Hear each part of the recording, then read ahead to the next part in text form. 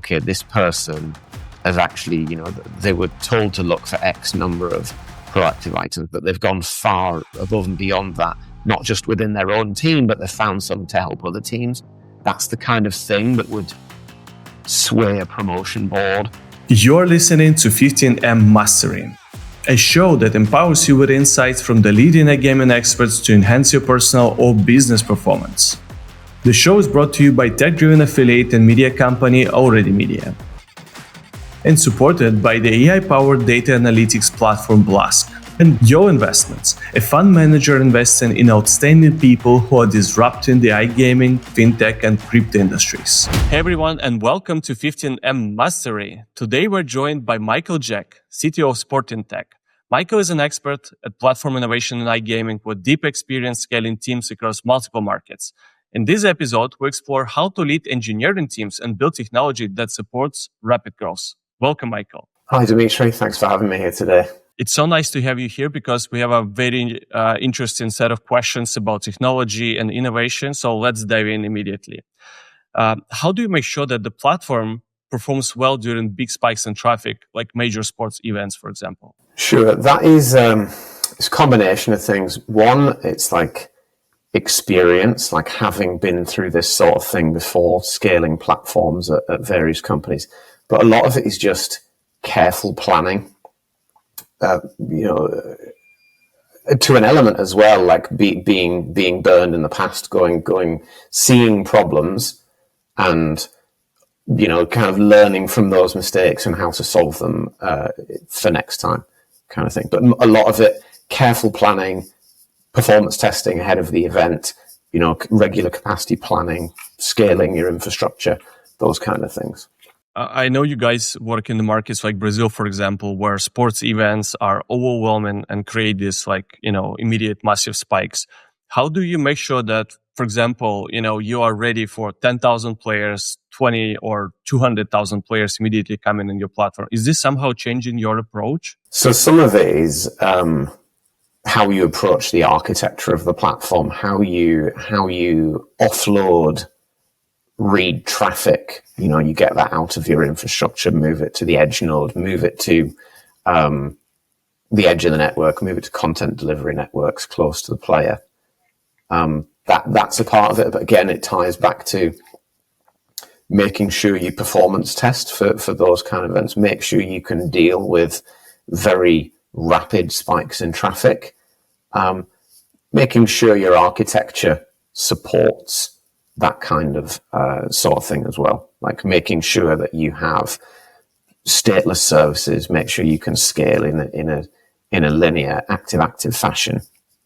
Yeah, all those key considerations. I really like the fact that you touched the architecture bit because it's becoming like a major part of the conversation in iGaming these days, because it feels like we had like a few generations of products, starting from like a pretty much like a rock solid static platforms into like a more modular approach. So I was wondering, what is like the best way to build a platform to keep innovating and still to be able to drive changes and scale volume as it's needed, like as you mentioned? I think for me, and my teams will tell you this, like the key is pragmatism, like not being an absolute purist and attempting to build the Sistine Chapel, but making sensible, pragmatic decisions, what makes sense in this situation, because you've got to balance kind of the ability to scale, but you also got to think about time to market is so important in iGaming. Like it's so important to get features and functionality out there, but like every business in the world, you've got to monitor costs as well. So it's kind of balancing, how do we scale, time to market, quality of product, total cost of ownership for us and for the operators. Yeah, I totally agree with you. But how do you building the platform and making sure that it's scaling properly, you maintaining the volumes of players coming in, etc. How do you innovate at the same time? Like, what is the way to be able to move in both directions, the stability and innovation at the same time? Some of that is the people you have around, like the teams that you have and the education that they, receive formally, but also kind of internally as well. You know, when features and functionality are designed, you have to design them in mind of this may well scale to, you know, hundreds of thousands of people of concurrent use. So having people who think in that mindset goes a long way, so that you can, you know, when you are innovating and developing, you know, product features, building them with a mindset of that scale, so that you don't have to go back after the fact and go, okay, well, we've got a good product feature there, but it doesn't actually scale for the masses. Yeah, I love it. I think, you know, nowadays we can learn actually a lot from the companies like OpenAI or Perplexity, which are scaling to, like, I seen this number yesterday, 700 million monthly active users at like ChatGPT. So it feels like if you're not being able to innovate and deliver stability at the same time, you will just like lose the market essentially. So I really like what you just said, because I think the fast teams and a first mover advantage is always going to be the key here. So one of the topics which is becoming a major point of the conversation right now also is like player safety tools. So how do you build a better player safety tools directly into the product? So when we look at something like that, we will do like a build versus buy analysis. Like, is there somebody on the market that has a product that we can go and purchase and integrate, and do the due diligence on them in terms of are they a good fit for our ecosystem? But if it does come to building it directly into the platform, it's much like any other bit of software development, right? You understand the product requirements, whether it be the specific requirements of the product manager or owner, or if it's specific for a jurisdiction. You build it like any other piece of functionality directly into the platform with the technology you have available to you now. Okay, so let's talk a little bit more about the team and the approach you got in particular, because I think it's a very tough job to be able to build and maintain team which is staying in sync across different countries, different time zones, working on a very complicated piece of tech. So what helps you and your tech team stay in sync in the world like that?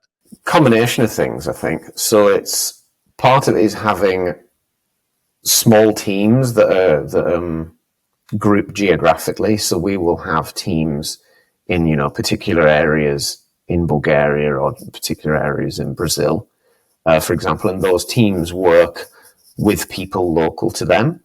Obviously, like, conferencing technology is incredible now. Like, since prior to COVID, I wasn't a huge fan of it, but like since then, like the technology has evolved that it almost feels like you're in the same room as somebody else. So whether it's having people constantly available on another monitor, having your team there that you can talk to and make conversation with,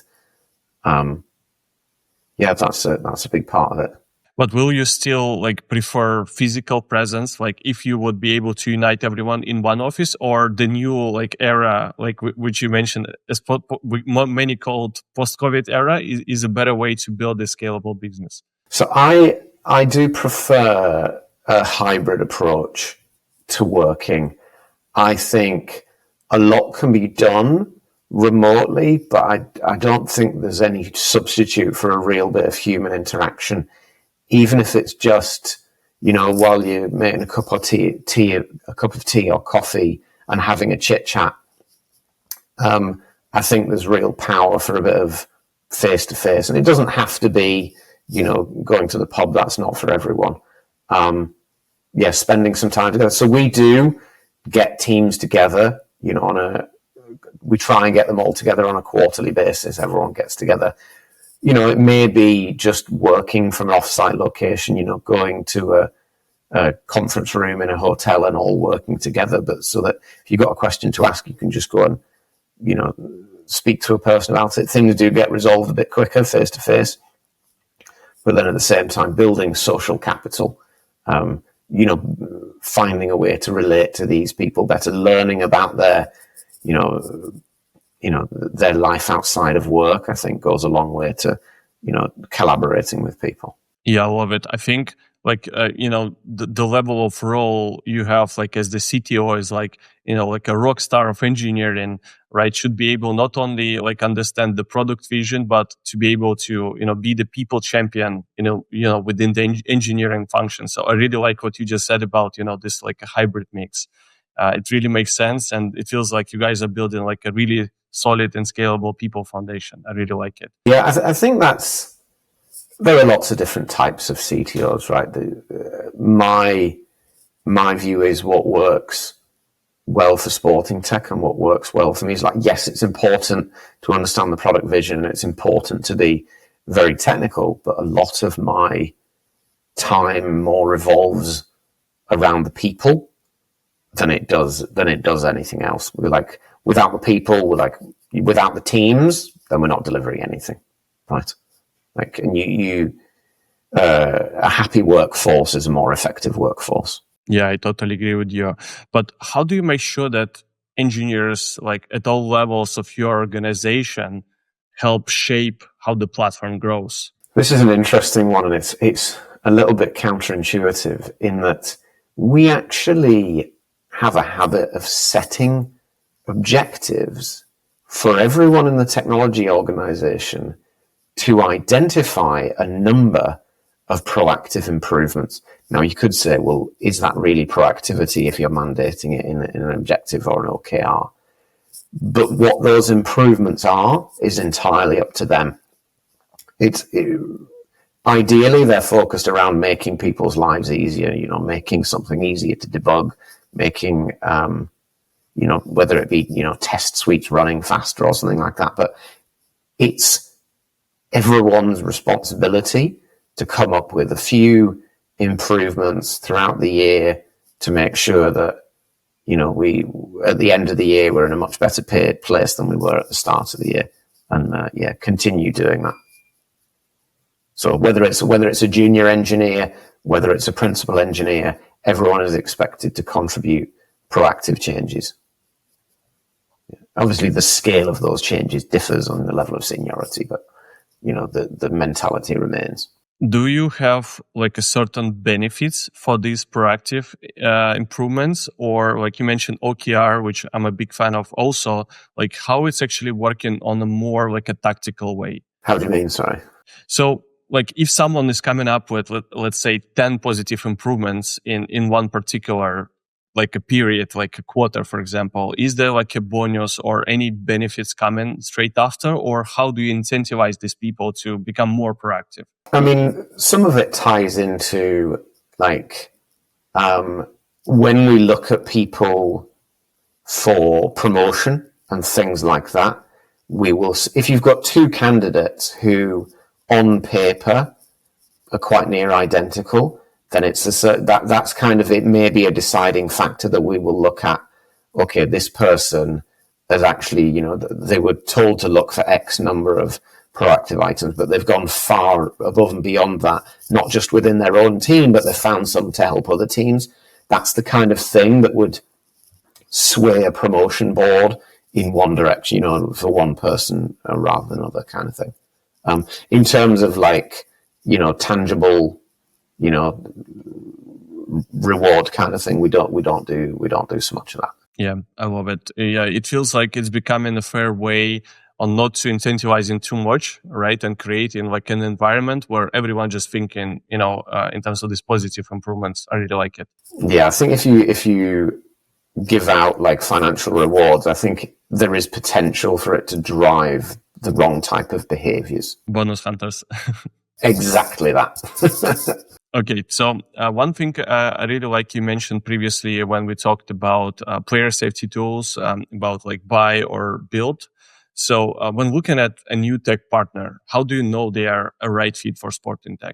In fact, it's quite an in-depth process. We have a whole due diligence checklist to go through in terms of not just like this is the product portion, but from a technology portion of it, it's like, does it meet compliance requirements? How does it fit in for an information security perspective? Like, what's the operational model of running it? The architecture of it, does it have single points of failure in it? Like, are we going to be bottlenecked on their platform.